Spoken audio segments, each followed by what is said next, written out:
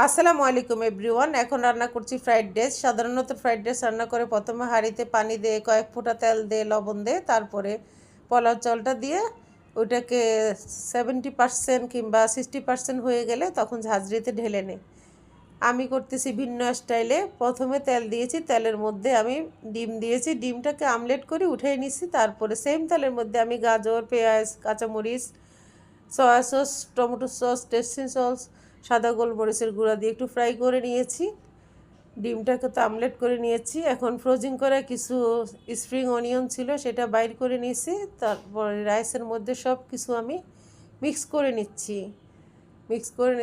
এভাবে কিন্তু fried rice খুব ভালো হয়, একদমই নরম হবে না, একদম ঝরঝরা, খেতেও খুবই টেস্টি। আর পোলাও চালের যে ফ্লেভারটা এটা একদম 100% থাকে। এখানে আমি কাঁচামরিচও দিয়ে দিয়েছি, সাথে সাদা গোলমরিচের গুঁড়া, soya sauce, tomato sauce, chilli sauce, চিনি সবে দেওয়া হয়েছে। ভালোভাবে মিক্স করে নিচ্ছি।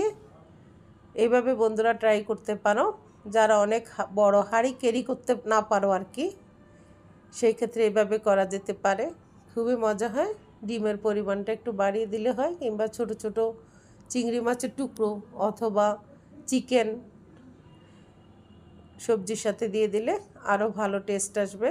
আমি শুধু ডিম দিয়ে করেছি এগ রাইস। তো বন্ধুরা সবাই ভালো থেকো, আল্লাহ হাফেজ।